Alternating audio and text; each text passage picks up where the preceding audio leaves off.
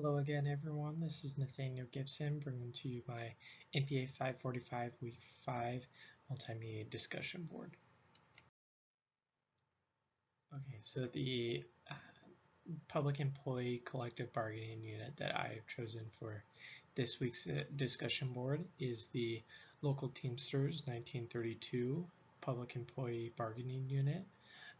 They are based out of the Inland Empire mostly. They do serve most of San Bernardino County and cities throughout the county there, and then also reaching down into Riverside County as well. They're also my representation for my position at the City of Ontario, so I have some familiarity with the union. But like I said, they represent now thousands of workers across both the county of San Bernardino and Riverside County. So according to the information provided by the Collective Bargaining Unit Teamsters on their website, the impacts of the Janus case a few years ago had minimal impact on the success of the union, according to them. In fact, soon after the decision was handed down in 2018, the county was able to complete a new contract with Teamsters for thousands of employees within the county of San Bernardino, and it was ratified and passed soon after the Janus decision was handed down, which that is quite remarkable considering the drop in public union membership that is happening across the nation, not just Southern California or the local Teamsters unit. This really is an issue that has come up in the previous years after the decision on Janus, and it's started to really impact different unions, but luckily the Teamsters 1932 is still going strong. Also, I came across an interesting article from Malin. This is taking a look at the concept of collective bargaining and what the Janus case was taking a look at, and that's the issue of democracy.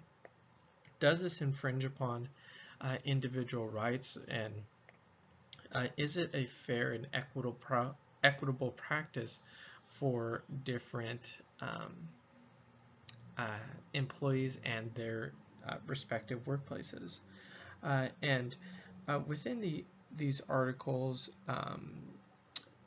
the author here is talking about, the argument of distorting democracy, and it really he points out how this can't really hold water because of when the union has a voice in developing and implementing the evaluation standards for collective bargaining, the union's role is to change and protect the professional standards that it helped to develop. And it's not an exclusion that they have in terms of voice or establishing and implementing standards for its workers. It really is supporting their well-being and what they want to accomplish, which is earning fair working conditions and fair wages for their workers. So taking a look at the impact that the Wisconsin Act 10 bill had on collective bargaining units, something I had as a takeaway I wasn't completely aware of in terms of this act was the huge drop-off in workers who were union members from the time that this decision happened in 2000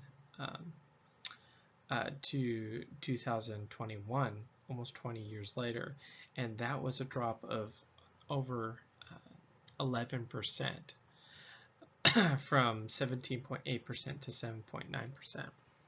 It really just goes to show, the the catastrophic effect that these different bills and legislative agendas have had on public employee bargaining units. And regardless of your opinion on collective bargaining and how it helps worker equality, you have to recognize that these different legislative events have had significant impacts on these unions.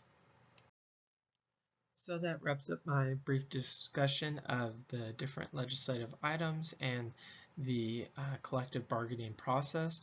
I hope you enjoyed, and I look forward to discussing these concepts with you this week.